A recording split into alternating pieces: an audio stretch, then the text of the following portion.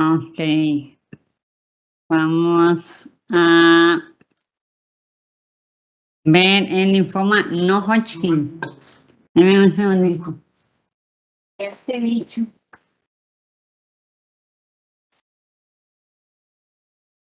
Ya. Ok. Ahí. ¿Pueden ver ahí? ¿Siguen bien, chicos?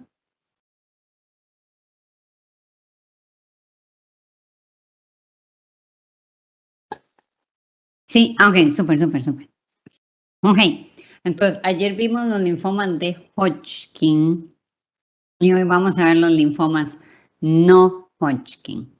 Entonces, solo como generalidad, recordar que los linfomas son tumores sólidos malignos que dan su inicio en el sistema linfático. Principalmente inician en nódulos linfáticos. Luego va a haber una sobreproliferación de uno o de más tipos de células en el sistema linfoide. Entonces va a haber una infiltración de linfocitos anormales que van a ocasionar una destrucción de la arquitectura normal del ganglio. Como habíamos mencionado el día de ayer, puede ser que ocurra que tengamos fases leucémicas, o sea, que lleguen a avanzar tanto el linfoma que pase a sangre periférica. Y sabemos que hay dos grandes grupos de linfomas. Estamos el linfoma de Hodgkin, que vimos ayer, y el no Hodgkin, que vamos a ver ahorita.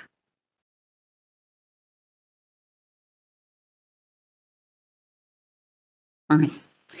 Los no Hodgkin, recuerden que los Hodgkin todos son de origen B, ¿verdad?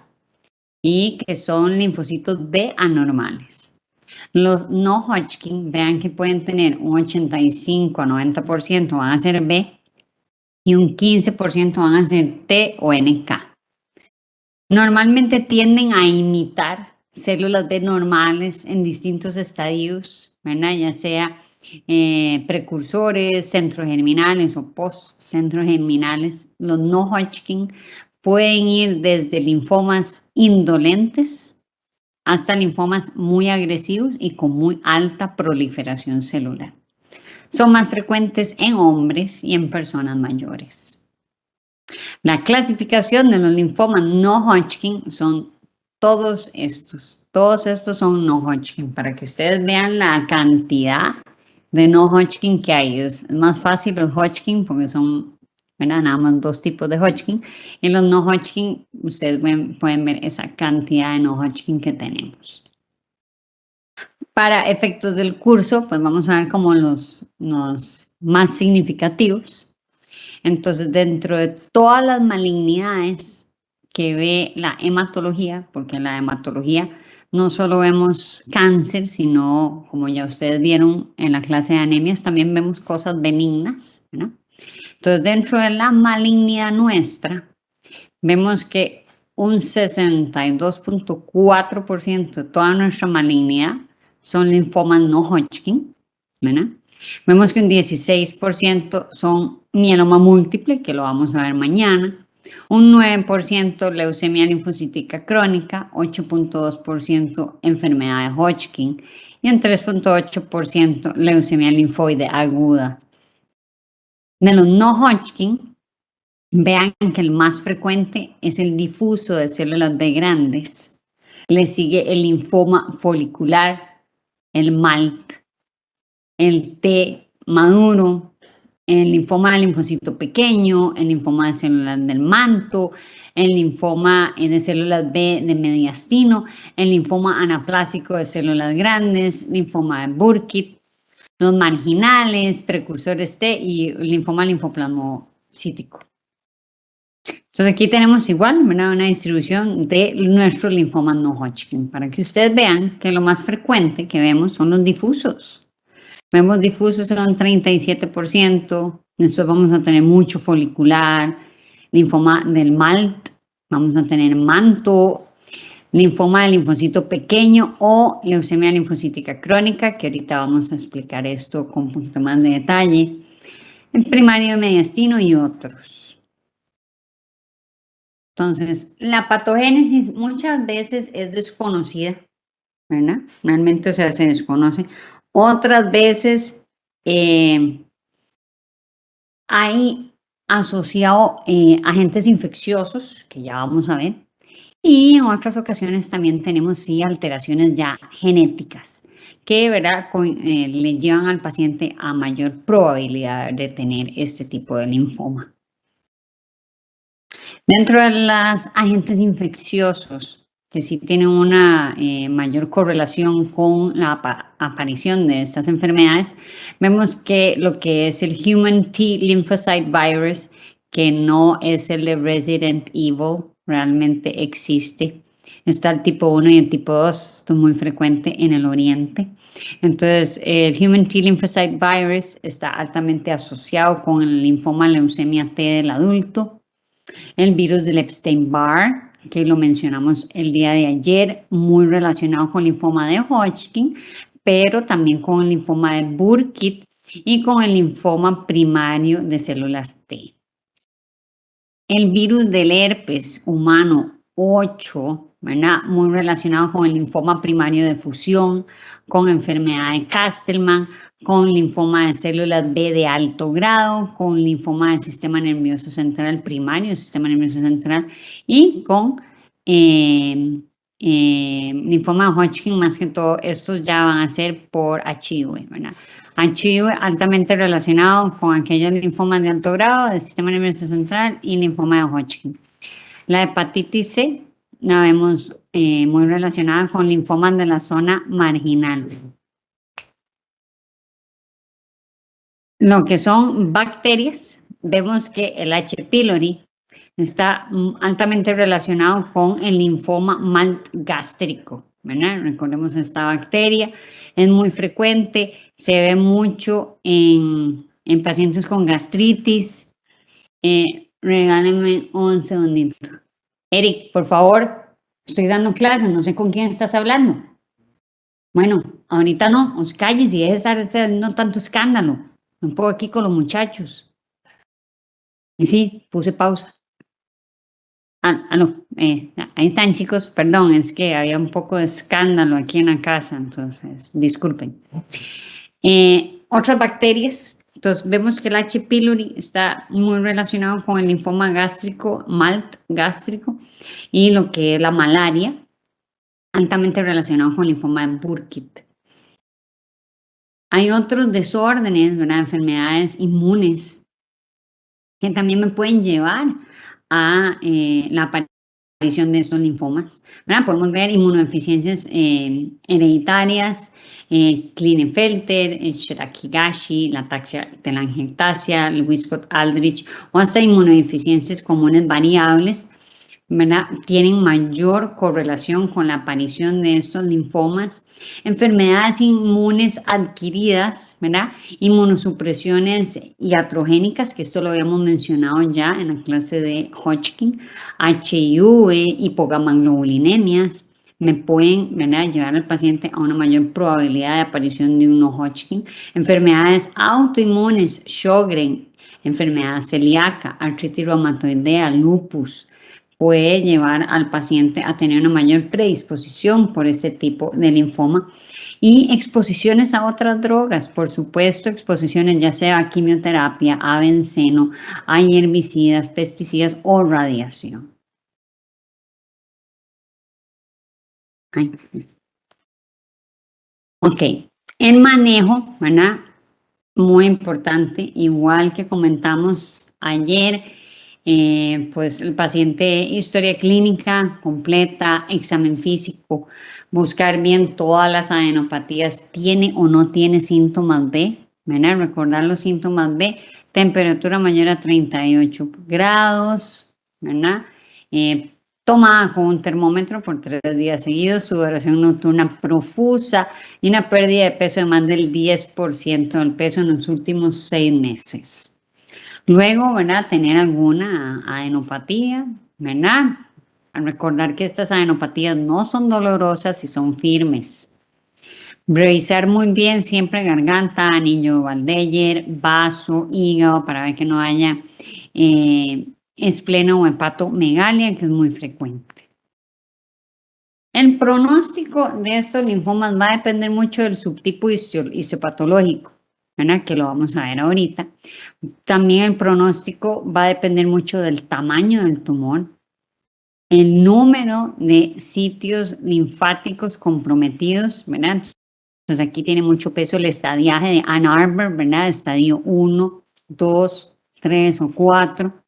Presencia o ausencia de síntomas sistémicos o síntomas B, cómo va a estar esa velocidad de eritrosedimentación, DHL, albúmina. Aquí hay un marcador que se utiliza en los no Hodgkin y vamos a ver que se utiliza en el mieloma múltiple, que es la beta-2 microglobulina. La beta-2 microglobulina me habla de un pronóstico, me habla de qué tan agresivo es este linfoma o qué tan agresivo va a ser el mieloma, ¿verdad?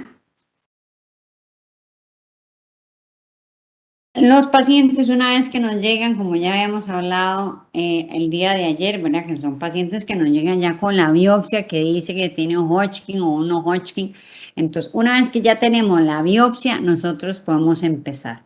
Pero antes de iniciar quimio, siempre vamos a hacer una buena historia clínica, examen físico, hemograma completo para ver si tiene anemia, trombocitopenia, leucopenia, neutropenia. Tenemos que ver cómo está el riñón, cómo está el hígado. Recuerden que muchas de estas quimios tienen o metabolismo o aclaramiento ya sea hepático o renal. ¿Cómo está ese ácido úrico? Porque si no hay que dar tratamiento para bajar este ácido úrico, porque si no vamos a tener problemas renales. ¿Cómo está la DHL? Recuerden que la DHL se eleva bastante en el no Hodgkin. También podemos pedir la velocidad de eritrosedimentación, pero no es tan específica como en el Hodgkin. En el no Hodgkin, más que todo, beta-2 microglobulina y DHL. Muy importante las serologías. Tiene HIV, tiene hepatitis B o C. Las hepatitis. Esto es más importante, las serologías en no Hodgkin que en el Hodgkin. ¿Por qué? Porque si es un no Hodgkin de estirpe B, entonces vamos a utilizar anticuerpos monoclonales como es el rituximab, ¿verdad?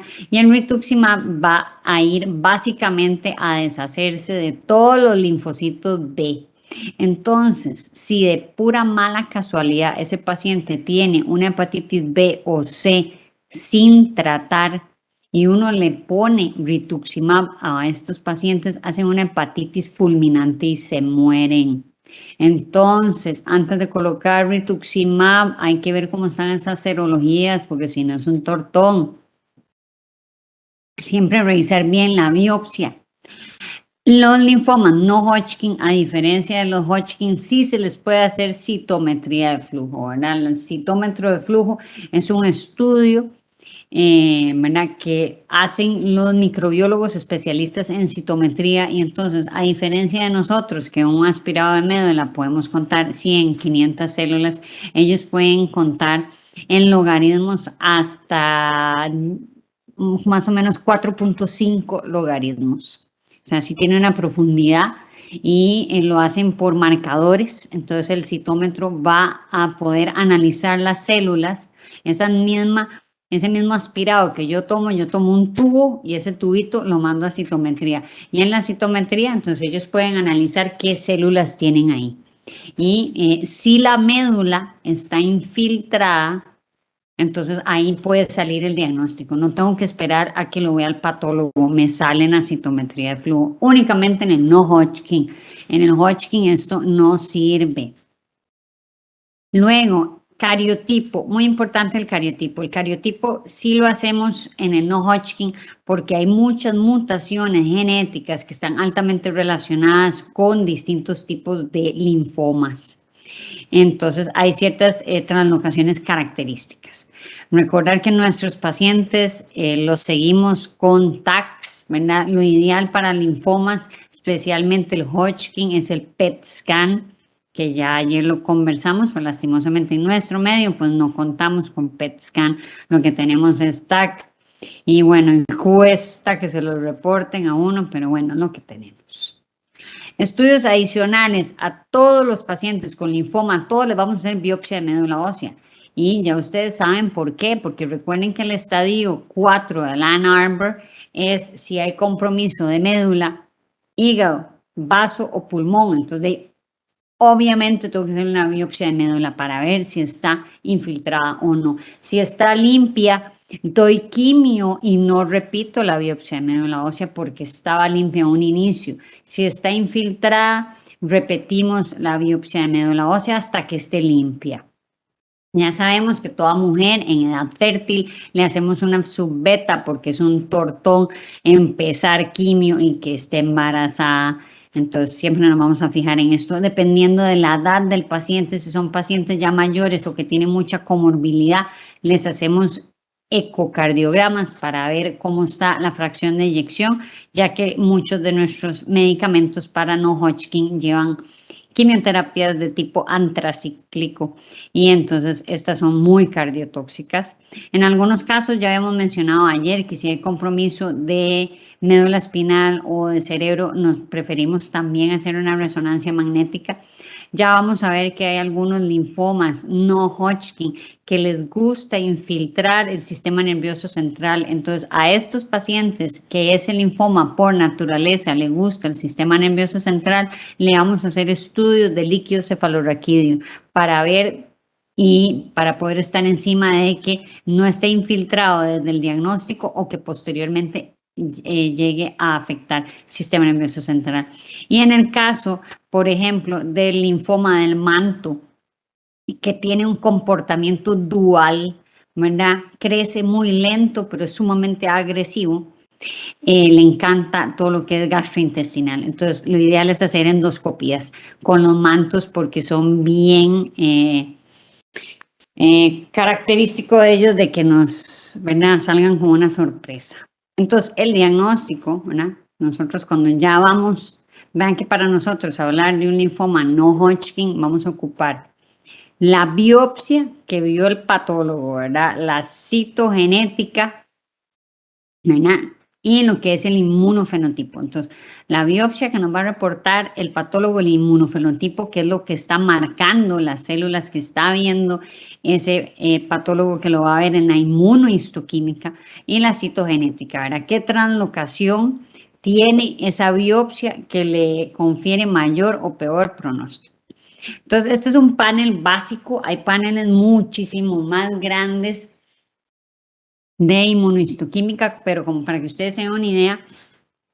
Entonces, por ejemplo, un linfoma folicular expresa inmunoglobulinas, expresa CD20, no expresa CD5, expresa CD10 y un CD23 débil o un BCL6 positivo. En cambio, un linfoma de manto expresa inmunoglobulinas, expresa CD20, sí expresa CD5, no expresa CD10, no expresa CD23, ¿verdad? Y expresa ciclina D1, ¿verdad? Entonces, esta inmunohistoquímica es lo que logra el patólogo, ¿verdad? Son distintas tinciones que se hacen para que ellos nos digan qué células están viendo, qué linfoma no Hodgkin está viendo. Por eso es sumamente importante lo que es el patólogo, la inmunohistoquímica y el cariotipo. El cariotipo del análisis genético es cuando vamos a hacer crecer esos cromosomas. Normalmente vamos a tomar la muestra de médula ósea, eso lo mandamos al hospital de niños y ellos ponen a crecer. ¿Verdad? Los cromosomas. Normalmente sale bien todo y entonces tienen suficientes mitosis para poder darnos un análisis citogenético adecuado, pero de vez en cuando no crece, entonces de ahí es una pega. Cuando no crece sí es un problema.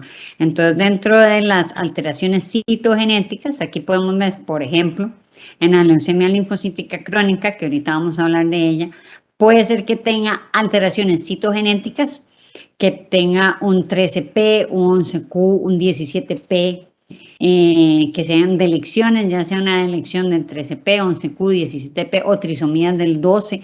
Todas estas le confieren un mal pronóstico al paciente. Igual mutaciones genéticas, ya sea en el TP53, que está altamente relacionado con la delección del 17P, o mutaciones en ATM o en Notch, todas estas me confieren en mal pronóstico al paciente, se va a comportar mal la enfermedad. Entonces, si son enfermedades en las que tenemos que estar muy encima de ellas y de vez en cuando no responden a ciertos medicamentos.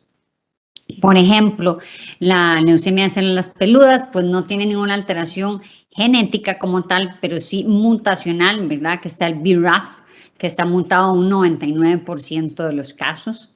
Por ejemplo, el linfoma del MALT, las translocaciones que presenta la 1118 o la 114, el linfoma folicular de la 1418, el manto 1114, los difusos, centro germinal hacen un 1418 o de células de activadas, que es de peor pronóstico, un 314. El linfoma en Burkitt tiene varias translocaciones, puede ser un 814, 28 o 822. El tratamiento pues va a depender del tipo de no Hodgkin que sea. Si es un no Hodgkin de células B, pues le vamos a dar quimioterapia y anticuerpo monoclonal contra células CD20, que ya mencionamos el día de ayer, que tenemos el rituximab, que fue el primer anticuerpo monoclonal contra CD20. Ahora ya tenemos moléculas igual contra CD20, pero que funcionan más rápido o un poquito más específicas, con menos síntomas secundarios, ¿verdad? Que es el ofatumumab o el obinutuzumab. En rituximab ya tenemos presentaciones tanto intravenosas como subcutáneas. Algunos de los linfomas no Hodgkin van a requerir radioterapia. Casi siempre les damos radioterapia a aquellos que son refractarios o son recaídas, o algunos que son de muy bajo grado o que están muy localizados, podemos utilizar la radioterapia. Vamos a hablar de los linfomas de bajo grado o los indolentes. Dentro de los indolentes está el folicular, que ustedes ya vieron que es el segundo más frecuente de todos los no Hodgkin. Vean que este corresponde a linfocitos, que son células de centro germinal. Corresponde a un 25% de todos los no Hodgkin. La translocación más frecuente es la 1418. Tiene una sobreexpresión del BCL2.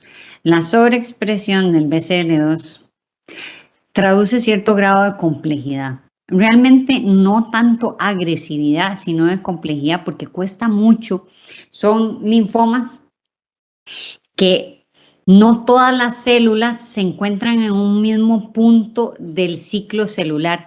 Entonces, hay algunas células que están quiescentes, que están en una fase que es la G0, que es una fase donde están como dormidas. Entonces, ¿qué es lo que pasa? La quimio es ciclo celular. Hay distintos medicamentos que van a actuar en distintas partes del ciclo celular, pero no tenemos medicamentos que actúen en estas células que están quiescentes o células que están dormidas. Estas se expresan, tienen una sobreexpresión del BCL2. Entonces, esto es lo que los hace que recaen. Entonces, es un linfoma que crece muy lento, súper lento, nos da mucho rango de tratamiento, responden muy bien a quimioterapia, pero son linfomas que nunca podemos darles de alta porque tienen una mayor probabilidad de recaída, van a recaer. Cuando recaen, si recaen más de un año después de la última quimio, esto es de excelente pronóstico y podemos hasta utilizar la misma quimio que le dimos la vez pasada y ahí se van a mantener bien. Si recaen en menos de un año, entonces sí son unos linfomas foliculares un poquito más agresivos. ¿Qué expresan? Normalmente las moléculas que expresan, ¿verdad? Su inmunohistoquímica, lo que va a reportarnos el patólogo, expresa CD10, 19, 20, BCL2, BCL6 positivos. Los grados va desde grado 1 hasta grado 3 y esto va a ser de acuerdo al número de centroblastos y centrocitos que cuente el patólogo. Aquellos foliculares grado 1 y grado 2 son un poco más indolentes, un crecimiento lento, y los grado 3 se dividen en grado 3A y 3B. Los B tienen un peor pronóstico porque se comportan y deben de ser manejados como un difuso de células B grandes. Entonces, aquí están las imágenes de los patólogos y ven, ¿verdad? Cómo infiltra, ¿verdad? Cómo hace, ¿verdad? Pues sus folículos, ¿verdad? Y vean que son un montón, son sábanas de linfocitos muy pequeñitos. El linfoma del linfocito pequeño, ¿verdad? es casi que lo mismo que la leucemia linfocítica crónica. Exactamente lo mismo, se tratan exactamente igual. ¿Qué es la diferencia? La leucemia linfocítica crónica se lo está diciendo el nombre. Leucemia significa que está en sangre periférica. El linfoma significa que es un paciente que llegó con un ganglio grandísimo, le sacaron el ganglio y le salió un linfoma linfocito pequeño. Pero en el momento que yo le hago la biopsia de médula ósea para el estadio, está negativa. Entonces tiene un linfoma linfocito pequeño, pero la médula no está infiltrada. Por ende, no está en sangre periférica ese linfoma. Entonces recibe el nombre de linfoma linfocito pequeño porque no está en sangre. Pero si es un paciente que diagnosticamos con células de leucemia linfocítica crónica en sangre, entonces recibe el nombre de leucemia linfocítica crónica, porque está en sangre. Y por ser una leucemia linfocítica crónica, no se le hacen los estadios de Ann Arbor, porque es una leucemia. Las leucemias tienen su propia clasificación. Pero si es un linfoma de linfocito pequeño, entonces sí vamos a ponerle la clasificación de Ann Arbor y vamos a decir, ¿verdad? Si es un estadio 1, 2 o 3. Por supuesto que el linfoma linfocítico, el linfoma de linfocito pequeño, sí puede llegar a ser un estadio 4, pero entonces ustedes tienen que poner bien ahí que no está infiltrada la médula, sino para hacer un estadio 4 tendría que estar infiltrada el hígado, el vaso o el pulmón, ¿verdad? Pero si la médula ósea está infiltrada, es una leucemia linfocítica crónica. Igual son linfocitos pequeños. Representa un 7% de los no Hodgkin. Su inmunohistoquímica marca CD5, CD23. Hacen muchas adenopatías asintomáticas, pueden tener o no tener esplenomegalia y pueden progresar a un linfoma difuso de células B grandes. Y esta progresión se le conoce como síndrome de Richter o transformación de Richter.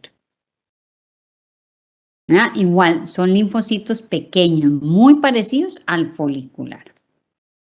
El linfoma en la zona marginal también es un linfoma indolente. Vean que es la proliferación de células B post-centro germinal.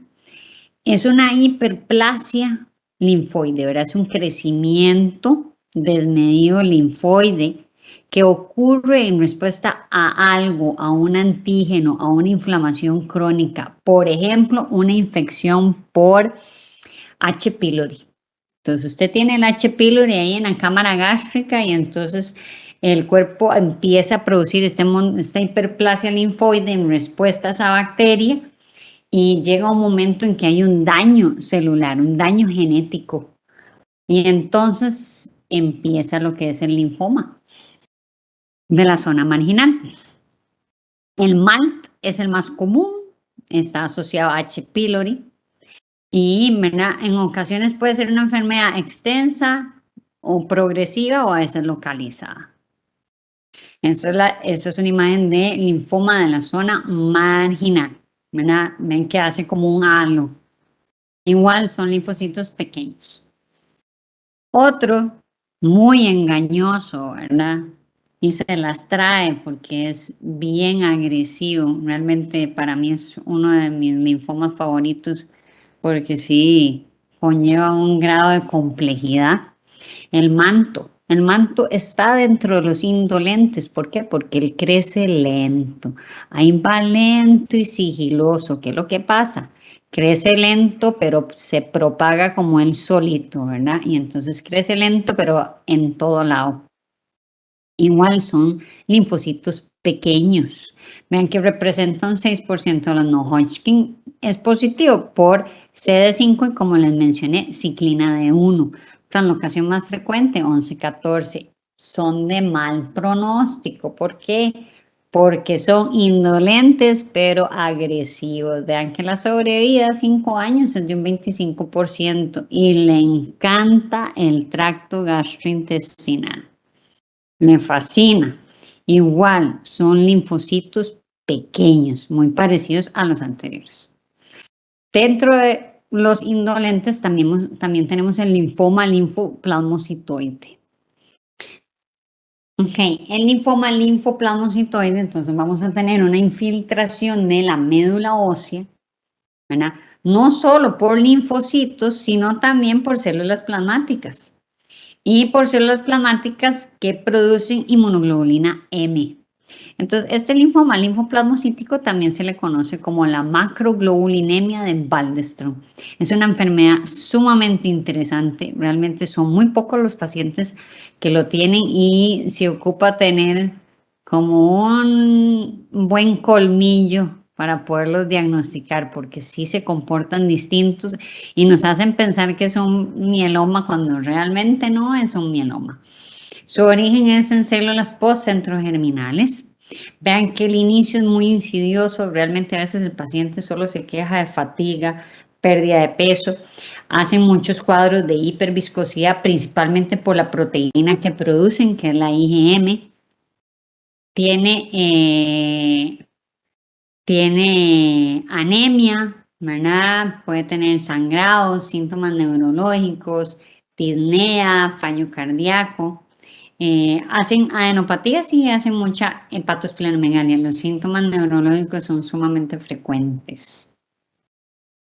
Y la diferencia de un linfoma linfoplasmocitoide o una macroglobulinemia de Waldenström con un mieloma múltiple de tipo mieloma múltiple IgM es que el mieloma múltiple IgM no expresa CD20, no expresa marcadores de linfocitos. Los mielomas solo expresan marcadores para células plasmáticas. En cambio, el linfoma linfoplasmocitoide o macroglobulinemia Waldenström expresa ambos marcadores para célula plasmática y linfocito B.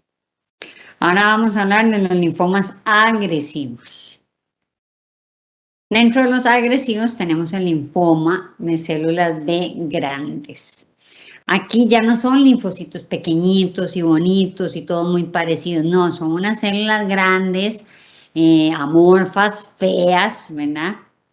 Es el tipo más frecuente de los no Hodgkin, vean que representan 40% de todos los casos nuevos, ¿verdad? Los subtipos son de subtipo centro germinal, las células B activadas. Las células B activadas expresan MUM1 y el centro germinal BCL6 o CD10. Son más agresivos los de células B activadas. Estos son adenopatías que crecen sumamente rápido, ¿verdad? Entonces, una adenopatía que hace 2 semanas medía 3 centímetros y ahora va por 15. Sí puede afectar mucho médula ósea, le gusta tracto gastrointestinal y se empieza a portar mal porque ahí le gusta el cerebro, los riñones, eh, suprarrenales, etcétera. Esta es una clasificación solo de los difusos. Vean la cantidad de difusos que hay, ¿verdad? Hay mucho tipo de difuso de células B grandes. Por eso es que es el no Hodgkin más frecuente que hay. Y ven los linfocitos, son completamente distintos a los que veníamos viendo, que eran chiquiticos, todos ordenaditos, y estos son así, pero como una cosa de terror. Ahora tenemos los muy agresivos. Vean que tenemos indolentes, agresivos y los de alto grado o muy agresivos. Aquí vamos a tener al linfoma linfoblástico. El linfoma linfoblástico es la contraparte de la leucemia linfocítica aguda. Entonces, la leucemia linfocítica aguda, como les vengo diciendo, cuando hablamos de leucemia es porque el cáncer está en la sangre, entiendas, está en médula ósea. Cuando son pacientes que lo que tienen es una adenopatía grande y le hacen una biopsia y le sale un linfoma linfoblástico, es lo mismo que la leucemia linfocítica aguda, solo que no está en sangre todavía. Si usted no los trata, él evoluciona rápidamente a una leucemia linfocítica aguda y se pasa de una vez a sangre periférica. Vea que clínica y morfológicamente es una leucemia linfocítica aguda, pero realmente este tiene más compromiso de tejidos. Es de origen pre-B, también puede ser de origen T. Los T son más agresivos, más frecuentes en adultos y hacen mucha masa mediastinal. El paciente va a tener mucho síntoma constitucional, pálido, con fatiga, sangrado, fiebre, infecciones, citopenias. Hay mucha afectación ganglionar, mucha esplenomegalia, y aquí empieza la infiltración al sistema nervioso central.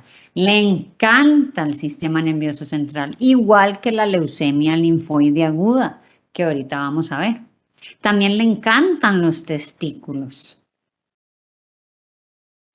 Estos son los linfocitos del linfoma linfoblástico. Otro de los muy agresivos es el linfoma de Burkitt. El linfoma de Burkitt, los patólogos refieren que cuando ellos ven la biopsia aparece como un cielo estrellado. Marcadores que expresa CD20, CD10, BCL6, BCL2. Y el KI es el índice de proliferación, ¿verdad? El KI se mide en porcentaje. Y el porcentaje de KI del Burkitt es muy alto. Vean que corresponde a menos de 1% de los no Hodgkin en adultos, pero sí es muy frecuente en niños.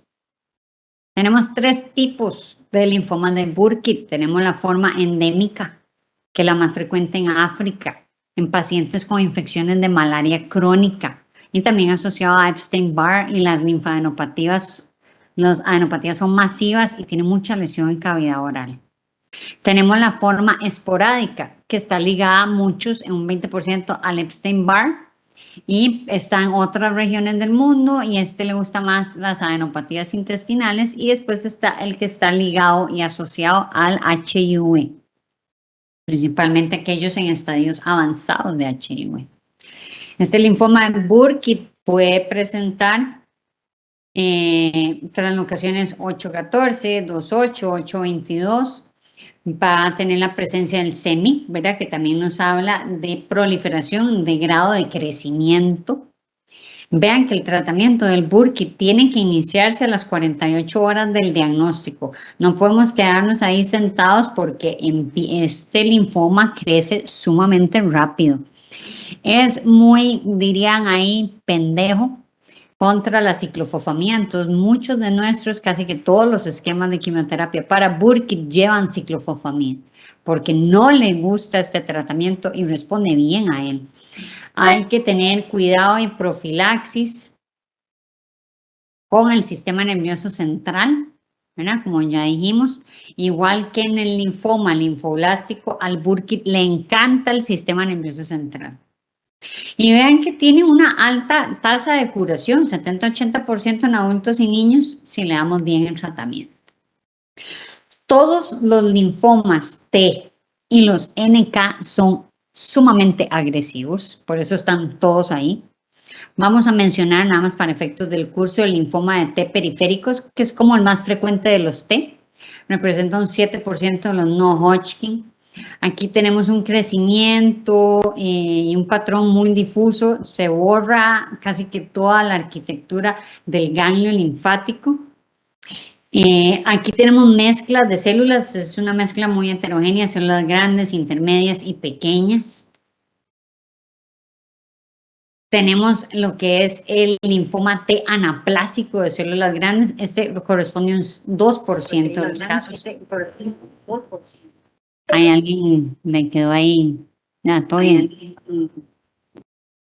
Estoy escuchando como un eco.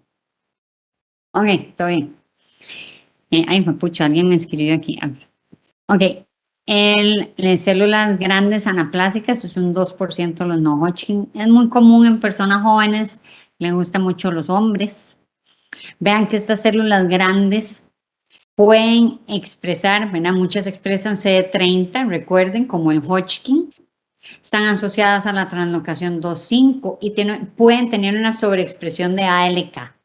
Este ALK le confiere buen pronóstico. Si expresa ALK, entonces tienen buen pronóstico.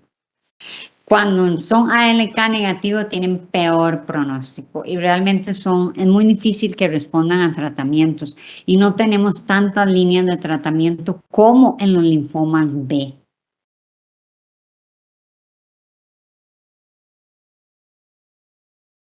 Ok, entonces ahí terminamos. con, ay, pucha,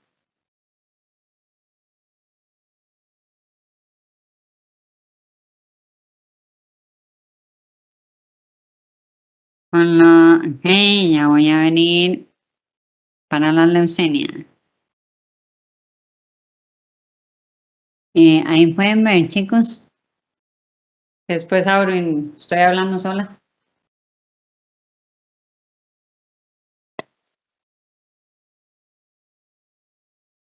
¿Sí ven? ¿Sí, no? Chicos, pueden ver ahí la, la presentación. Sí, ah, ok, súper, súper, súper. Nada más porque es que después estoy ahí hablando y no ven nada.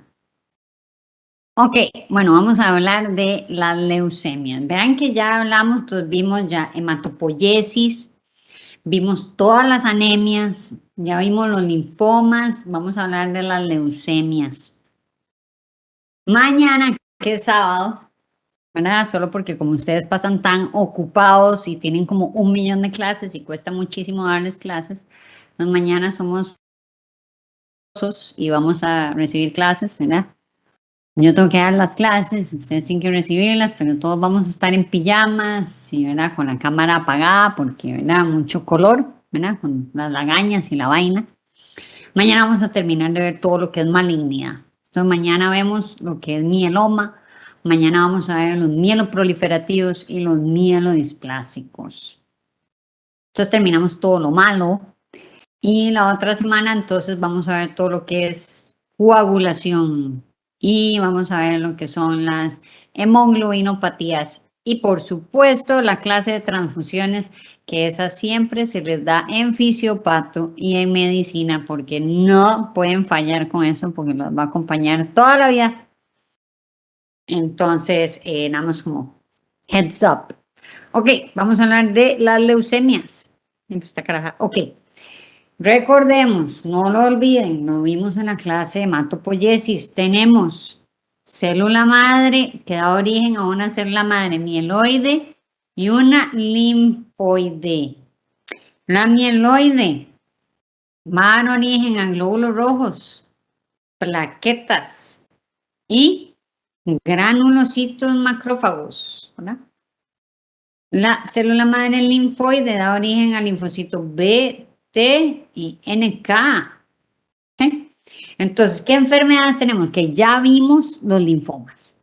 Sabemos que los linfomas es un problema en este lado, ¿ok? Ahora vamos a ver las leucemias, que las leucemias pueden ser o un problema aquí o un problema acá. Mañana vamos a ver lo que son los mielodisplásicos y mieloproliferativos. Estos son problemas aquí en serie mieloide. También mañana vamos a ver el mieloma. Y el mieloma es un problema de proteínas, de inmunoglobulinas. Entonces es más por este lado, ¿verdad? Principalmente aquí. Linfocitos B que van a dar origen a las inmunoglobulinas. Ok, nada más como para ubicarlos. Entonces, ¿qué es la leucemia? Ven que es el tipo de cáncer de la sangre que inicia en la médula ósea. Recordar que la médula ósea es el tejido blando que está en el centro de los huesos y que es donde se va a dar nuestra hematopoiesis. Vean que el término de leucemia significa sangre blanca, ¿verdad? Entiéndanse que los glóbulos blancos, que son los leucocitos, sabemos que los produce la médula ósea y el cuerpo los usa para combatir distintos tipos de infecciones. ¿Qué pasa en la leucemia? En la leucemia, entonces hay un aumento descontrolado de glóbulos blancos. Así, pero un aumento desmedido. Entonces, ¿qué es lo que ocurre? Usted tiene una médula ósea que está acostumbrada a producir glóbulos rojos, plaquetas, linfocitos, granulocitos. De un pronto a otro se le empieza a llenar la médula de puros glóbulos blancos.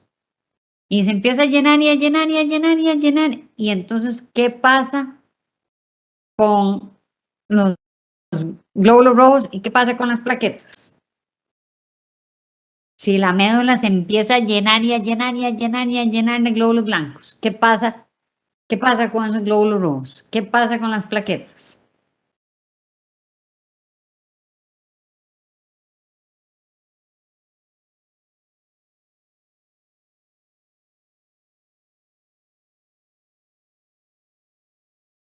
Chicos, ¿qué creen ustedes que pasa?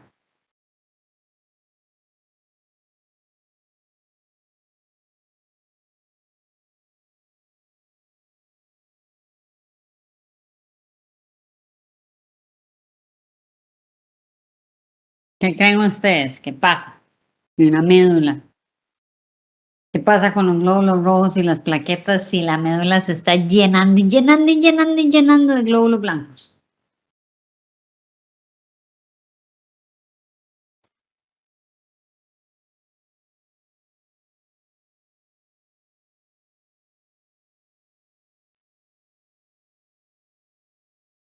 ¿Qué creen?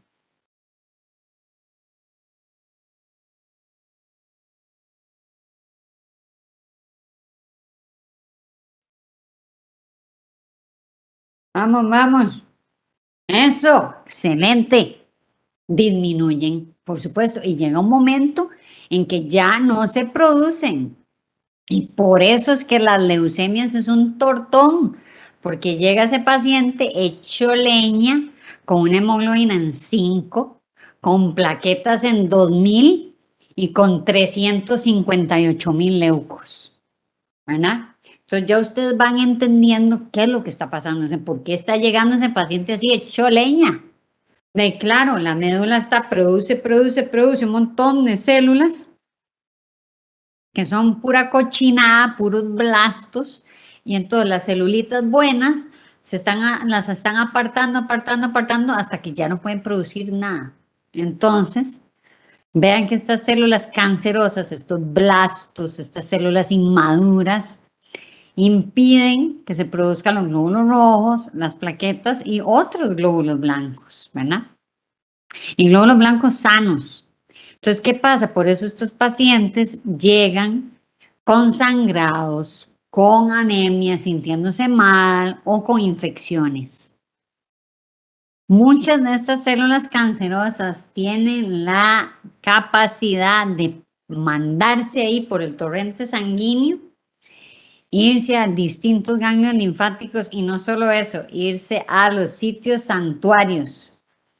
Los sitios santuarios son el cerebro, testículos y ovarios. ¿Y por qué les decimos sitios santuarios? Porque es muy difícil que la quimioterapia penetre en estos lugares. Entonces, digamos, en ovario y en testículo tenemos que dar radioterapia. En ocasiones hay que quitar los testículos. Y en el sistema nervioso central a veces irradiamos o colocamos la quimioterapia directo por medio de una punción lumbar. Aquí lo que me importa es aquí, esta parte de aquí. El resto lo pueden ignorar aquí. Para hablar de leucemia aguda, para que usted diga, no, esto es una leucemia aguda, tienen que tener en médula ósea más de 20% de blastos. Entonces yo les voy a preguntar a ustedes, ¿es normal que hayan blastos en sangre periférica? Así yo llego y me hago un hemograma ahí, voy ahí, a cualquier lado me hago un hemograma y me salen blastos. ¿Eso es normal? ¿Sí o no?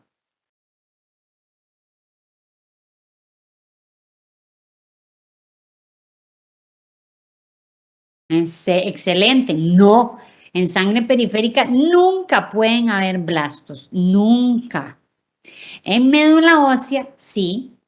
En médula ósea consideramos normal hasta un 5% de blastos. Todavía yo llego, yo me siento y veo una médula ósea y yo cuento 5 blastos, es normal. ¿Verdad? Estos blastos pueden ser celulitas inmaduras, que en el momento en que yo tomé el aspirado, pues habían 5. ¿Verdad? Más de 5 ya no es normal. Y para que sea una leucemia, tiene que ser más de 20% de blastos. ¿Ok? Esto era lo que veníamos hablando. Este es el ciclo celular, ¿verdad? Aquí hay una parte que se llama G0, aquí antes de G1, que es donde están las células quiescentes, ¿verdad? Entonces vemos que en el ciclo celular normal, vean que nosotros tenemos, todos tenemos genes supresores de tumor. Y de ahí se mantienen ahí activos, gracias a Dios, cuidándonos, porque todos tenemos oncogenes. O sea, puede ser que usted nunca se haya fumado un cigarro en la vida, pero usted tiene oncogenes para un cáncer de pulmón. Y si sus genes supresores de tumor se duermen, le puede dar un cáncer de tumor, digo, de pulmón, ¿verdad? Puede ser que nadie en su familia ha tenido cáncer de mama, nadie. Y todos tenemos genes, ¿verdad? Neoplásicos para cáncer de mama. Y si se duermen esos supresores de tumor, puedes llegar a tener un cáncer de mama. ¿Verdad? Esto es algo normal. Entonces, vamos a ver la diferencia, ¿verdad? No es lo mismo como se divide una célula normal, ¿verdad? Entonces, vamos a tener la división normal de una célula, ¿verdad? Ella se divide y llega un momento en que existe el daño celular, ¿verdad? Ya programado, la apoptosis, muerte celular programada. Todas las células normales tienen eso. ¿Qué pasa con la célula cancerosa? Ah, pues esa condenada, ella no tiene muerte celular programada. Y entonces cada vez que ella se divide, eh, primero no se muere y segundo muta. Y entonces cada vez se vuelve más resistente y más resistente y cada vez logra medidas de crecimiento más anormales y más agresivas. Entonces, digamos, con la quimioterapia, ¿verdad? Uno, por esto que estamos viendo aquí, ¿verdad? Esto que ustedes están pudiendo ver y observar, uno no puede empezar a darle tratamiento a un paciente con lo peorcito de la quimio, ¿verdad? Y ¿verdad? No, no es como cuando uno aprende a manejar, ¿verdad? Que uno dice, bueno, yo voy a aprender a manejar así como en un perol, ¿verdad? Por aquello de que choque, ¿verdad? Y, o sea, ¿verdad? Que sea más barato el repuesto, no me voy a poner a aprender a manejar en un, no sé, Mercedes del año, una carajada así, no sé, esta carajada, un Lexus del año. No, no, uno trata de aprender a manejar en un carrito así humilde, ay, que tal vez ya esté un poquito más golpeadito por aquello que uno se le vaya para atrás del carro o pegue a algún lado. Con la quimio no es así. Con la quimio hay que empezar con el mejor medicamento, porque vean lo que yo me voy a ir a topar. Más adelante vienen y vienen y vienen estos monstruos. Entonces, bueno, ya vimos que todos tenemos oncogenes, todos tenemos oncogenes y tenemos genes supresores de tumor, ¿verdad? Pero a veces van a fallar estos genes supresores de tumor. Y más ahora, digamos, ¿por qué ahora se ve tanto cáncer? Porque ahora la gente vive más. Antes la gente fallecía por otras causas, ¿verdad? Antes usted llegaba, se infartaba y hasta ahí llegó. Ahora no, ahora usted se infarta y el cardiólogo le mete aquí, le pone allá 7,000 stents. Güey, pucha, lo reviven. Entonces, claro, entonces ya de ahí te arreglaron el guacho que quedó ahí a medio palo y entonces de vivir más, pues por supuesto ahí más adelante te puede llegar a dar algún tumor, ¿verdad? Esto ocurre, ¿verdad? Igual que ahora el ser humano cada vez consume más cochinadas. Todos consumimos cochinadas. Digamos, aquí estoy yo para no quedarme dormida tomándome un Red Bull, ¿verdad? Que eso no es sano, ¿verdad? Pero ahí lo que me tengo que tomar porque si no me quedo dormida quedándole en la clase.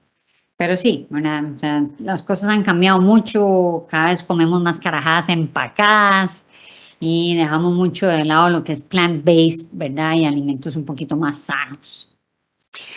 Entonces, hay dos tipos, podemos dividir las leucemias en dos tipos. Tenemos leucemias agudas. ¿Qué significa aguda?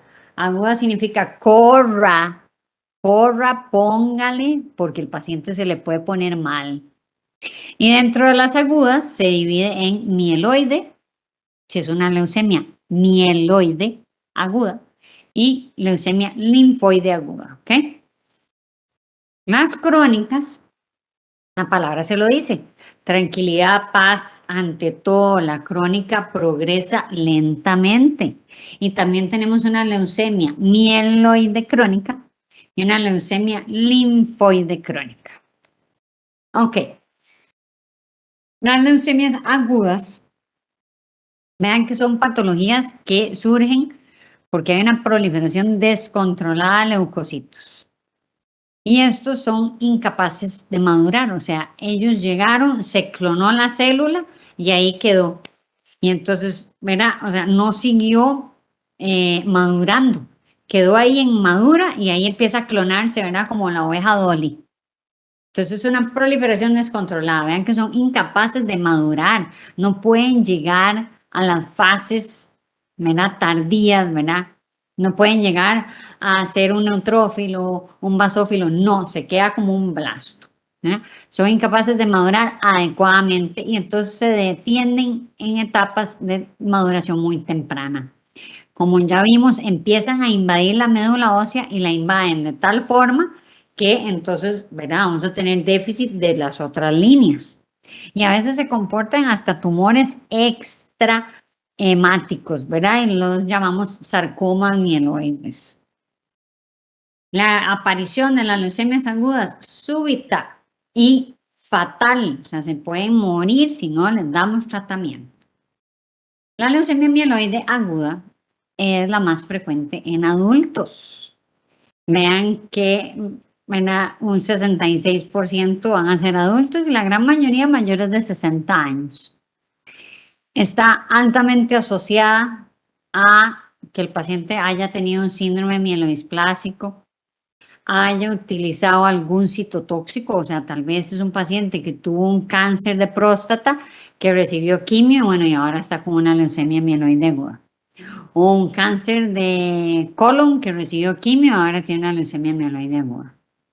Puede ser también porque se expuso a benceno, a radiación, o puede ser que tenga anormalidades cromosómicas. Quiero que vean bien, ¿verdad? Esta imagen, ustedes ven aquí la célula y ven aquí estos palitos. Estos palitos son cuerpos de Auer. Los cuerpos de Auer son patonomónicos de la leucemia mieloide aguda. Entonces, ¿cómo llegamos al diagnóstico de una leucemia mieloide aguda? Son pacientes que normalmente van a llegar con anemia, con trombocitopenia y con leucocitosis, ¿verdad? Entonces llega con hemoglobina en 5, 14.000 plaquetas y 300.000 leucos. A veces el diagnóstico llegan, se hicieron un hemograma y está lleno de blastos. Entonces, pues es un diagnóstico un poco más rápido. Normalmente tenemos que hacerles un aspirado a médula ósea y va a tener más de 20% de blastos. La biopsia de médula ósea, si le hacemos biopsia también, ¿verdad? Va a tener blastos, algunas pueden tener displasias si son secundarias a síndromes mielodisplásicos. Les vamos a hacer citoquímica, ¿verdad? La citoquímica antes lo hacíamos mucho cuando no teníamos citometría de flujo, pero ahora que tenemos citometría de flujo e inmunofenotipo, pues nos podemos ahorrar la citoquímica, pero sí es muchísimo más específica la citometría de flujo y el inmunofenotipo. La citogenética, el cariotipo, cómo está ese paciente genéticamente, siempre se lo hacemos al paciente. Tomamos la muestra de médula ósea, la mandamos al hospital de niños y ahí van a hacer crecer el cromosoma para ver si hay alguna translocación que le confiera a ese paciente peor pronóstico o que le confiera buen pronóstico. La Asociación Franco-Americana Británica clasifica la leucemia mieloide aguda en 8 variedades, que va desde M0, M1, M2, M3, M4, M5, M6 y M7. Vean que la M0 y M1 es muy inmadura, la M2 son un poco más de mieloblastos, M3 son promielocitos, la M4 son mielocitos y monocitos. La M5 son puros monocitos o monoblastos.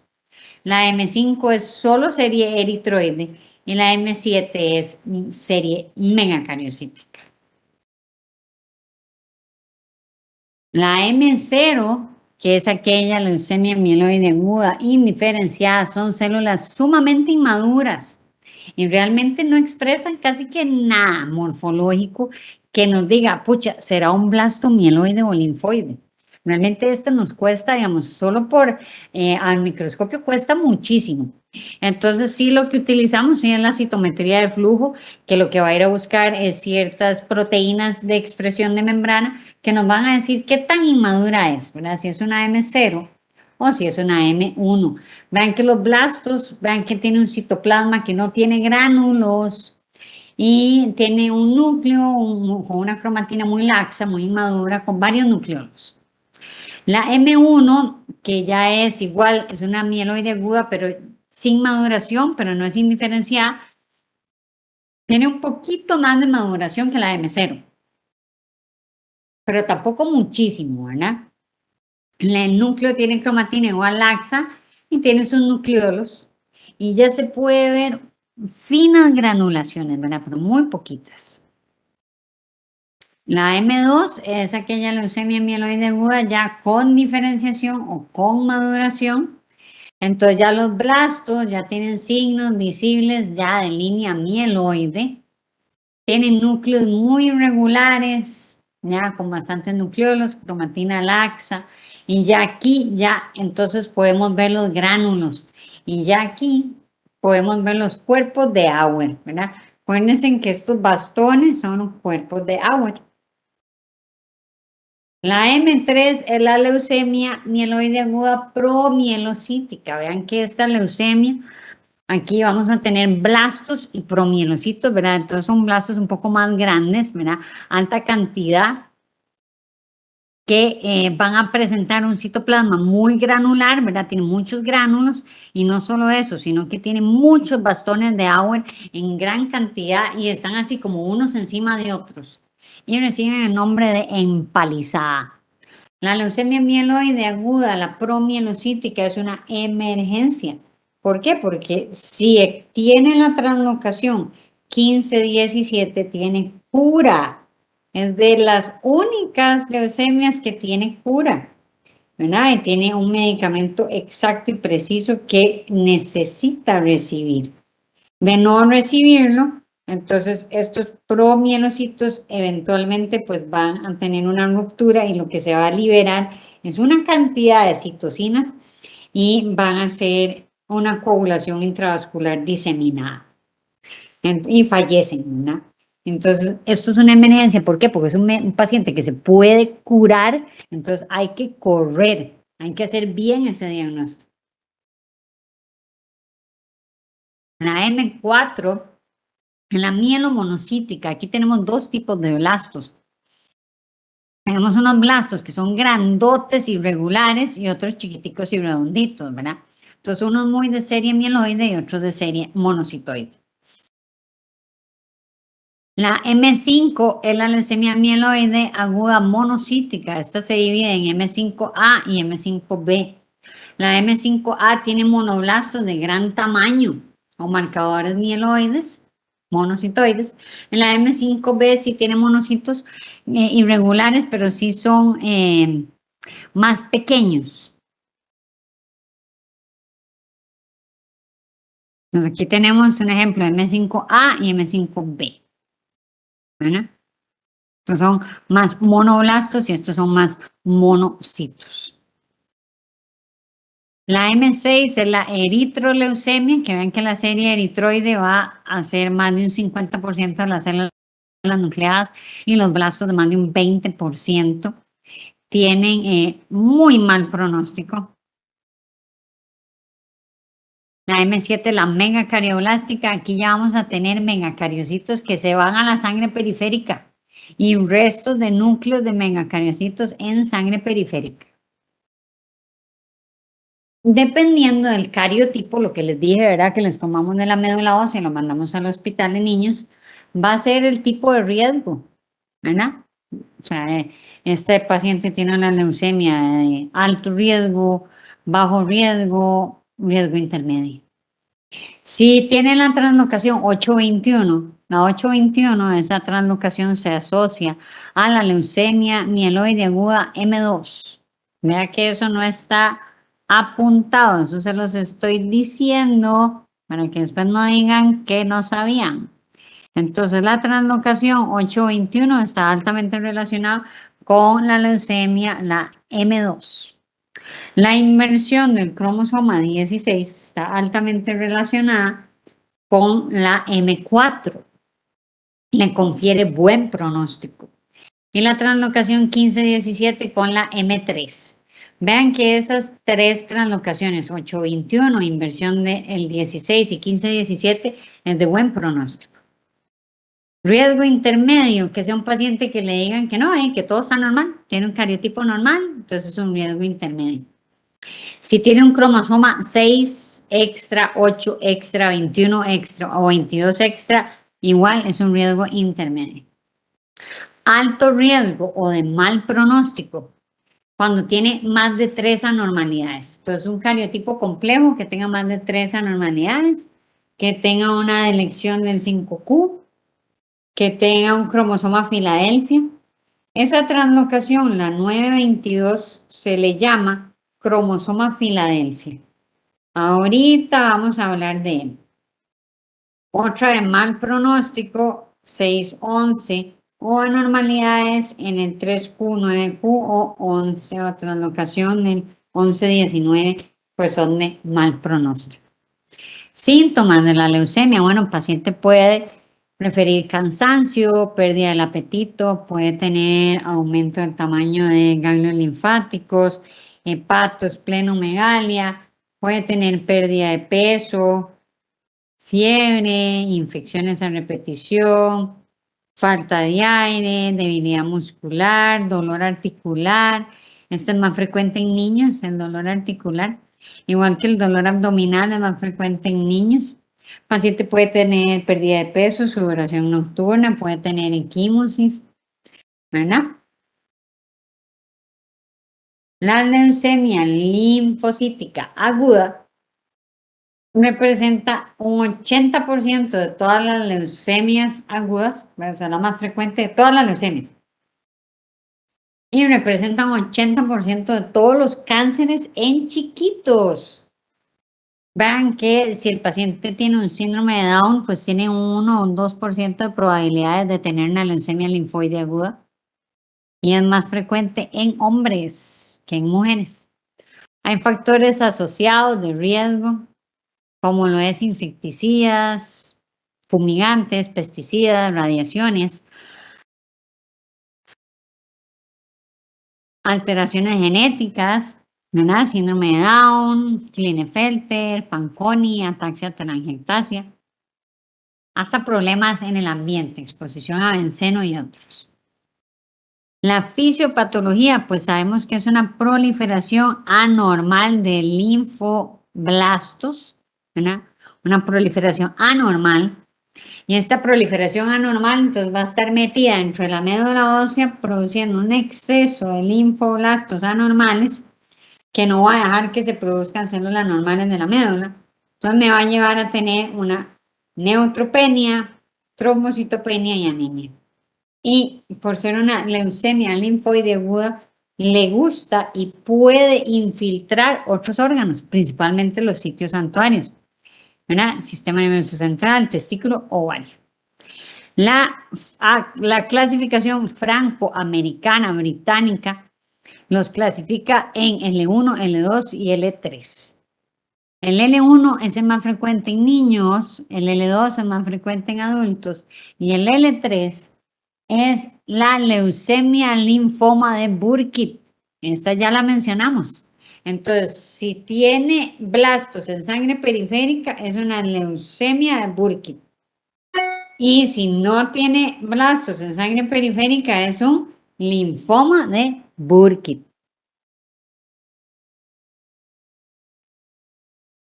Ok, la L1, ¿verdad? La LLA L1 es la más común de las leucemias linfocíticas, ¿verdad? En niños. Aquí vamos a tener blastos, vean que los blastos son chiquiticos, tienen muy poquito citoplasma, un núcleo bastante con cromatina que es laxa, homogénea, y vamos a ver los nucleolos. En cambio, vean los blastos de los adultos, ¿verdad? Vean esta cosa aquí, ¿verdad? Que parece un demonio, un gremlin, ¿verdad? Una célula horrible, ¿verdad? Son blastos muy grandes, muy pleomórficos y tienen más citoplasma con sus nucleolos y una cromatina que se ve más compacta. Y son muchísimo más grandes que los de la L1. Los blastos de la L3 o leucemia linfoma de Burkitt, vean que lo que los caracteriza son este montón de vacuolas aquí en el citoplasma. Las leucemias linfocíticas agudas pueden dividirse a su vez, aparte de L1, L2 y L3, en si es una leucemia linfoide aguda de células B o de células T. Los síntomas. Bueno, estos pacientes pueden tener fiebre, fatiga, mialgias y artralgias, que es más frecuente en niños, sangrados, anorexia, dolor abdominal, más frecuente en niños. Y aquellos pacientes que tienen algún par craneal, que tengan cefalea, o que tengan vómitos, principalmente así como un proyectil, en estos pacientes hay que descartar de entrada que no tenga una infiltración al sistema nervioso central. Porque acuérdense que a la LLA le encanta el sistema nervioso central. Pueden tener hepatosplenomegalia, pueden tener equimosis, petequias, adenopatías, masas mediastinales, que son más frecuentes en las leucemias linfoides T, igual que la afectación del testículo y infiltración del sistema nervioso central es más frecuente en las leucemias linfocíticas agudas de células T. Los laboratorios, bueno, muchos de estos pacientes pueden llegar con anemia, trombocitopenia, leucopenia es rara, casi todos llegan con leucocitosis, y la leucocitosis es de mal pronóstico, principalmente cuando tiene más de 50.000 leucos es de mal pronóstico. Esos pacientes igual hay que ver cómo está el ácido úrico, ¿verdad? Hay que hacerle una punción lumbar, ver que no tenga blastos en líquido cefalorraquídeo, ¿verdad? Si tiene síntomas respiratorios, idealmente hacer una placa, no vaya a ser que tenga una masa mediastinal, y el cariotipo tenemos que hacerles. El pronóstico. Hay pacientes de alto riesgo y de riesgo estándar. Alto riesgo, todos aquellos pacientes menores de 1 año y mayores de 10. Entonces ya aquí ustedes se dan cuenta cómo la cosa, por eso es que al hospital de niños le va tan bien con la leucemia y a nosotros nos va tan mal. ¿Por qué? Porque todos los pacientes nuestros son de alto riesgo. En cambio, los de ellos van a tener algunos de riesgo estándar, ¿verdad? Porque vean que el riesgo estándar es de 1 año a los 9 años. Alto riesgo, que sean masculinos, alto riesgo, afrocaribeños, alto riesgo, más de 50.000 leucos, masa mediastinal, infiltración del sistema nervioso central, que sean células T y B maduras, que tengan cromosoma Filadelfia, que tengan la translocación 922, que también a la leucemia mieloide aguda le confería mal pronóstico, que tengan menos cromosomas de la cuenta de alto riesgo. Vean que si tiene más cromosomas es de buen pronóstico. Aquí tenemos un cuadro que nos compara tanto la leucemia mieloide aguda con la leucemia linfoide aguda. Entonces vemos las presentaciones clínicas, ¿verdad? La leucemia mieloide aguda va a tener más síntoma constitucional, ¿verdad? Fiebre, anorexia, sangrado, púrpuras, adenopatías. La linfoide puede tener una fiebre frecuente, aquí sí ya hay más hepato, esplenomegalia, más adenopatías, petequias, dolor óseo. ¿Cómo son los blastos de la mieloide aguda? Son grandes, tienen núcleos que son irregulares, la cromatina es irregular y tienen bastones de Auer.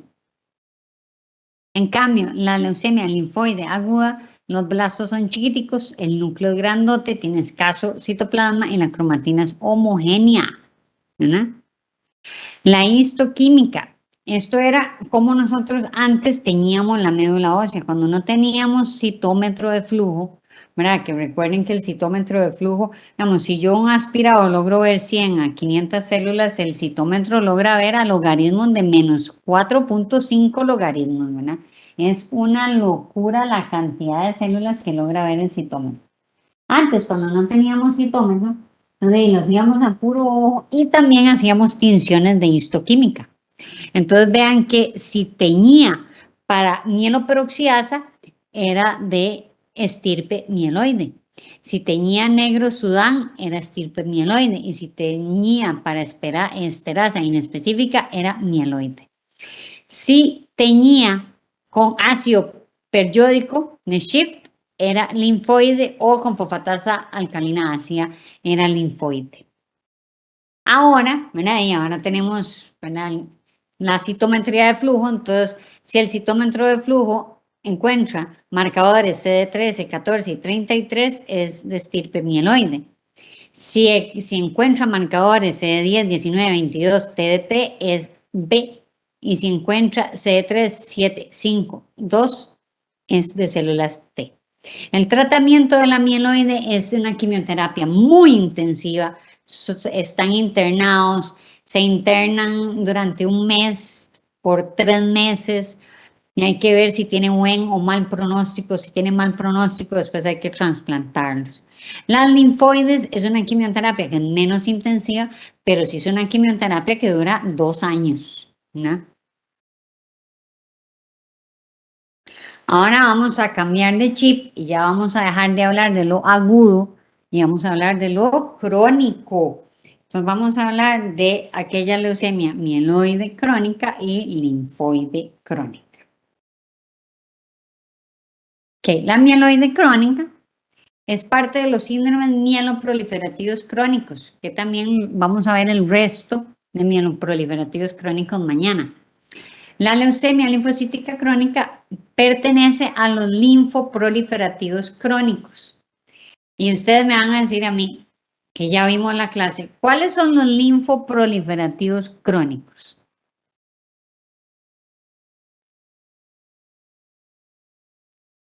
¿A qué tipo de enfermedad pertenece la leucemia linfocítica crónica? ¿A cuál pertenece?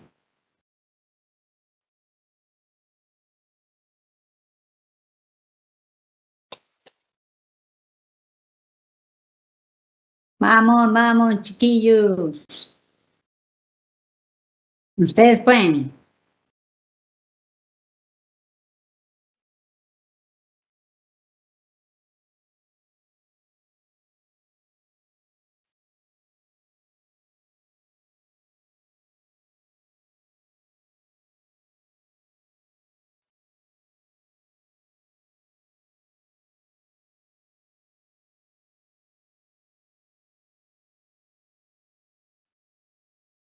Vamos, chiquillos. ¿A qué enfermedad grande pertenece la leucemia linfocítica crónica? Vean que ya les dije que la mieloide crónica pertenece a los mieloproliferativos crónicos. ¿A cuál pertenece la leucemia linfocítica crónica? Solo que yo se las explico aquí en las leucemias, como para que ustedes no se enreden, pero vea que la leucemia linfocítica crónica pertenece a un tipo de enfermedad. ¿Cómo se llama? Acabamos de ver. ¿A cuál pertenece? ¿A cuál familia de linfomas pertenece la leucemia linfocítica crónica?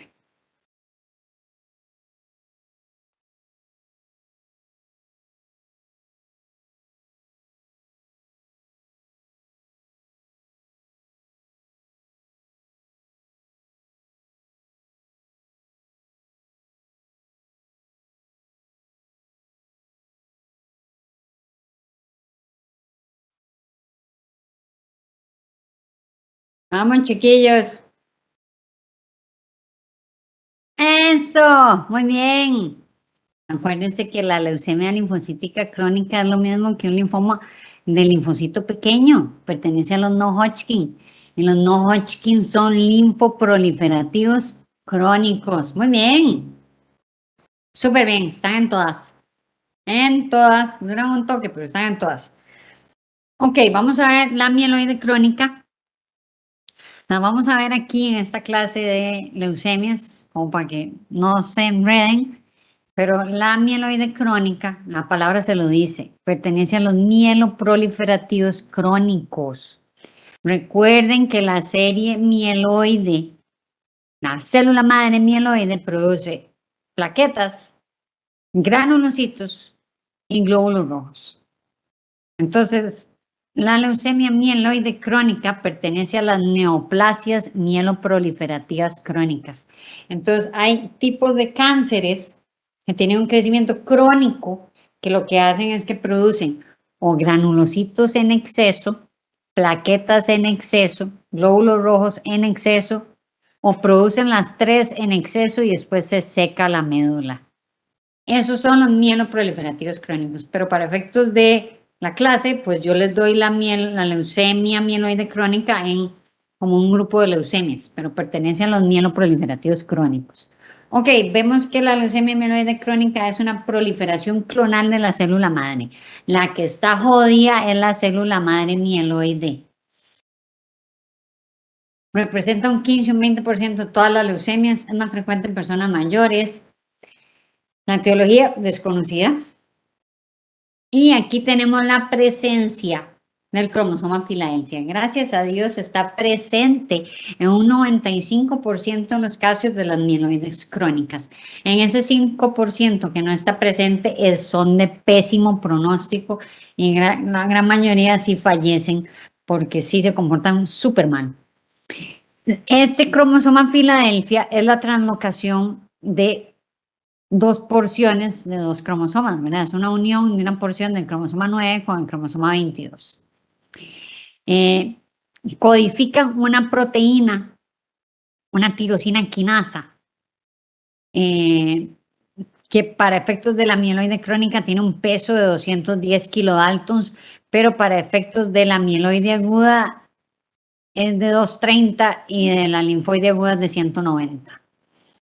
Esta proteína tirosina quinasa, ¿qué es lo que hace? Estimula y prolifera la célula madre y entonces esta produce en exceso, ¿verdad? Y no se mueren. Se inhibe completamente la apoptosis.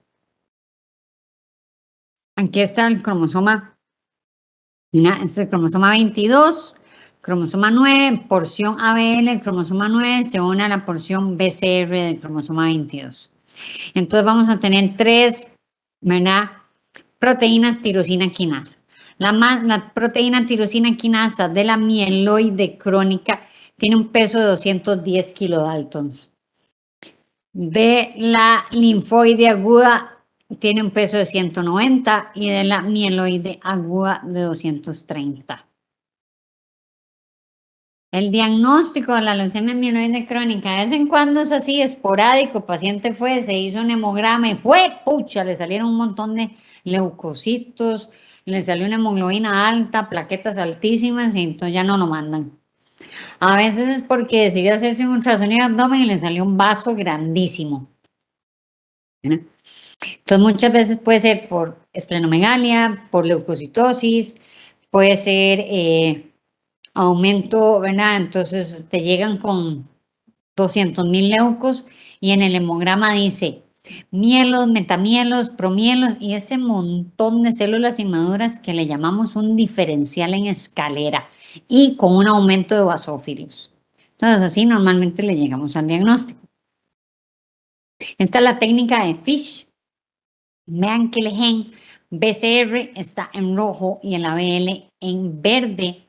Y esta ya la figura de la izquierda, ¿verdad? Este es el patrón normal. Y la de la derecha ya podemos ver el BCR-ABL, ¿verdad? Así se ve el FISH. Entonces, es importante poder diferenciar, ¿verdad? Una cosa va a ser la leucemia mieloide crónica, ahora que usted llega a ese paciente con 200.000 leucos o 80.000 leucos, y un paciente que tiene una reacción leucemoide.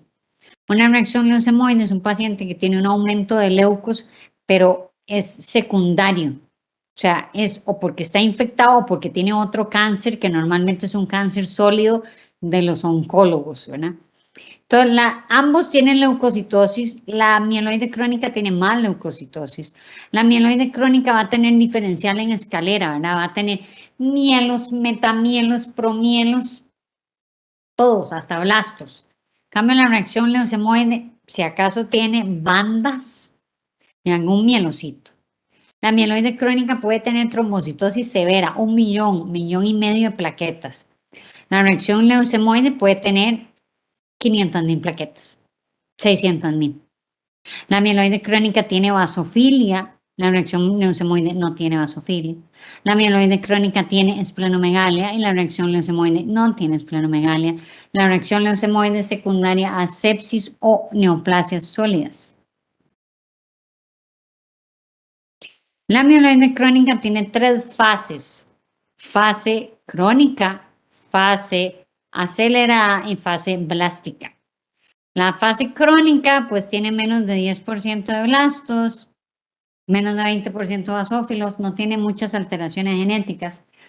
La fase acelerada, los blastos andan entre 10 y 19%, basófilos en sangre mayor o igual a un 20%, puede tener trombocitopenia, trombocitosis, puede tener aumento esplenomegalia y ya pueden empezar a tener alteraciones clonales.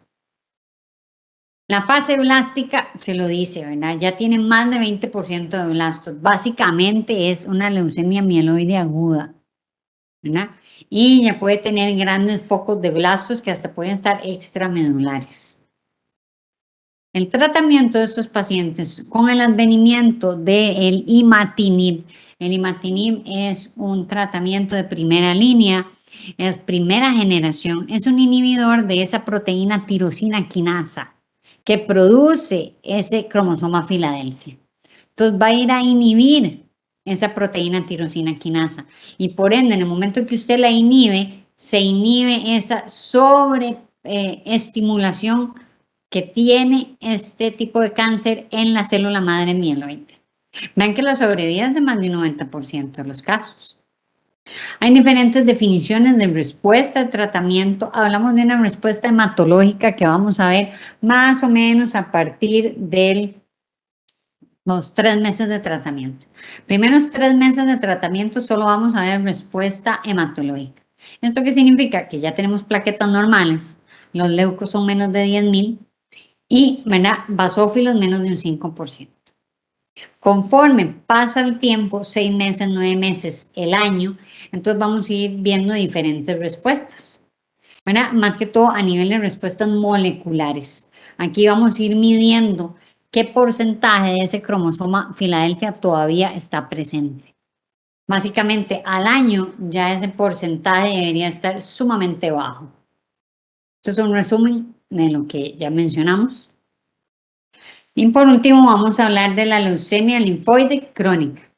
Vean que ya sabemos que es un linfoma no Hodgkin, que es una proliferación monoclonal de linfocitos B, casi siempre un 99% de los casos. Es más frecuente en pacientes mayores de 50 años, más frecuente en hombres, afecta el doble que las mujeres. Son 3 casos por cada 100,000 habitantes y es el tipo más común de leucemia de adultos que representan 25 al 30% de todos los casos. El estadio, hablamos de los estadios de Rye y los estadios de Binet. Entonces, los estadios de Rye, el estadio 0 es cuando usted tiene más de 5,000, ahí es 5,000, perdón, no 15, más de 5,000 linfocitos. Estadio 1 son más de 5,000 linfocitos y adenopatías. Estadio 2 es más de 5,000 linfocitos, adenopatías y hepatosplenomegalia. Estadio 3, más de 5,000 linfocitos, adenopatías, hepatosplenomegalia y anemia menos de 11. Y estadio 4, más de 5,000 linfocitos, linfadenopatías, hepatosplenomegalia, anemia, trombocitopenia. Estos son los estadios de Rye, por el doctor Rye. Y el doctor Binet, que ya falleció, tenía 3 estadios, estadio A, B y C. En el estadio A es que se encuentra solo 3 sitios ganglionares afectados, no tiene anemia, no tiene trombocitopenia. Estadio B, más de 3 sitios afectados, sin anemia, sin trombocitopenia. Y estadio C, ya paciente tiene anemia, menos de 10 gramos sobre decilitro. La clínica, muchas veces estos pacientes son asintomáticos. Llegan a nosotros porque alguien le hizo un hemograma y tiene más de 5.000 linfocitos. Entonces, muchas veces son asintomáticos. Otras veces llegan, pues porque ya tienen anemia, hemorragia, pérdida de peso, infecciones a repeticiones, adenopatías, hepatosplenomegalia. Otras veces, la gran mayoría de las veces llegan porque entonces tienen más de 5.000 linfocitos y el microbiólogo le está reportando células en canasta. Esto es típico de las LLC, las células en canasta. La anemia va a ser normo-normo. La médula obviamente está infiltrada, porque recuerden que si la médula no estuviera infiltrada, sería un linfoma de linfocito pequeño. La leucemia linfocítica crónica tiene la característica que puede presentar fenómeno inmunológico. ¿Esto qué significa? Que puede cursar con una anemia hemolítica autoinmune y puede cursar con una púrpura trombocitopénica inmunológica. ¿Ah? Entonces tiene fenómeno inmune. También van a tener una hipogamaglobulinemia, ¿verdad? No se van a producir bien las inmunoglobulinas. ¿Por qué? Porque el linfocito quedó detenido como linfocito B. Entonces no llegó a volverse una célula plasmática. Recuerden que el linfocito B, algunos linfocitos B se vuelven célula plasmática y la célula plasmática produce las inmunoglobulinas. Estos no quedan estancados como linfocitos B y entonces hay disminución de las gamma globulinas. Ya sabemos que en el laboratorio vamos a tener una linfocitosis por infiltración. Complicaciones, ya vimos, anemia hemolítica autoinmune, púrpura trombocitopénica inmunológica, podemos tener infecciones bacterianas, virales, puede llegar a presentarse una anemia aplásica, medular, son pocos los casos, pero sí se presentan y pueden llegar a ser una segunda neoplasia. La leucemia linfocítica crónica puede avanzar a un linfoma difuso de células B grandes que se conoce como el síndrome de Richter. Muchas leucemias linfocíticas crónicas, ustedes van a ver, muchos no les damos tratamiento.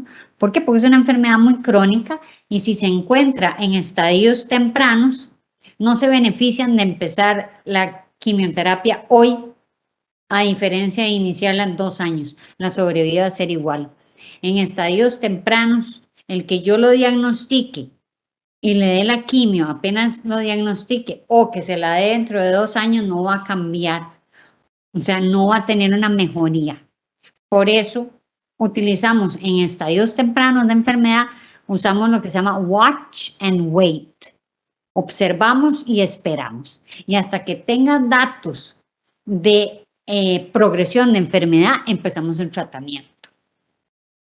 Muchas pueden llegar a tener muchas complicaciones infecciosas o, ya saben, transformarse en un linfoma más agresivo, que es un linfoma difuso de células B grandes, y esto se le conoce como síndrome de Richter y tiene muy mal pronóstico. Aquí tenemos, vean que los estadios de RAI, estadio 0 y 1, sin quimioterapia pueden vivir hasta 14.5 años, sin quimioterapia. Con quimioterapia esto aumenta. Estadio 2, 7.5 años y estadios 3 y 4, 2 años y medio sin quimioterapia. Con quimioterapia esto aumenta. Los Binet A sin quimio, 14 años.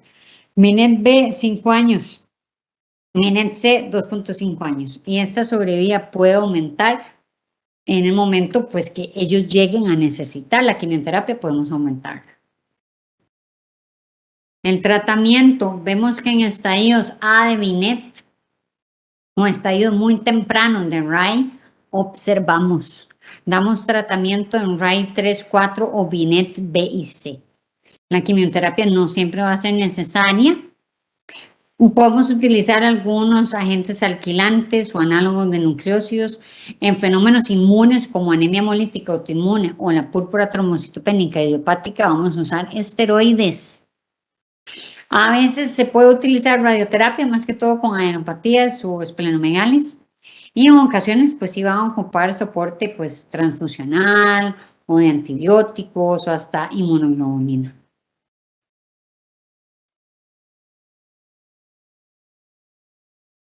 Y ya estamos.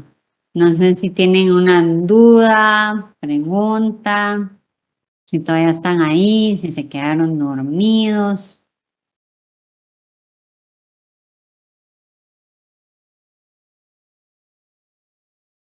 ¿Todo claro? ¿Todo bien? ¿No tienen ninguna duda? A veces cuesta mucho poder diferenciar que la leucemia linfocítica crónica tenga anemia solo por la infiltración en la médula a que tenga anemia porque esté produciendo un fenómeno inmunológico, ¿verdad? Un fenómeno inmune. Y ustedes me van a decir, por la clase de anemias, ¿cómo puedo yo salir de esa duda? O sea, ¿cómo sé yo que ese paciente que tiene una LLC está haciendo un fenómeno inmune o lo que tiene es que la médula está muy llena de linfocitos y por eso tiene anemia? ¿Qué examen le puedo mandar yo a ese paciente para sacarme de esa duda?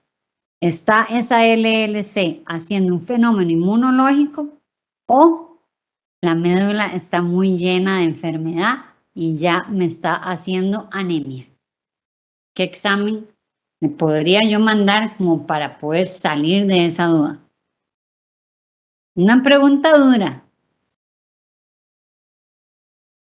pero si han puesto atención la pueden contestar.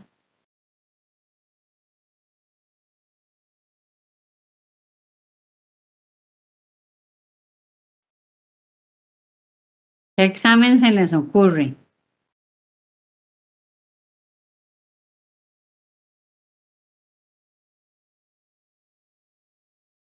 Vamos, ustedes pueden.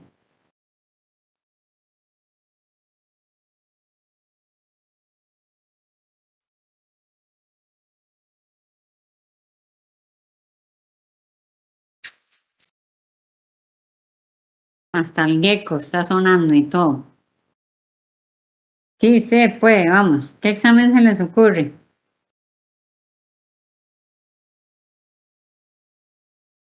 Y puede ser que sea pregunta de examen, más que ahora me obligan a hacerles así como preguntas más rudas.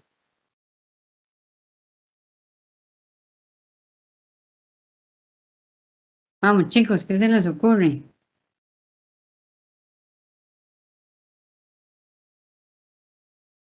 ¿Qué examen le puedo mandar para saber? Bueno, pero digamos, yo ocupo saber si está haciendo o no un fenómeno inmune.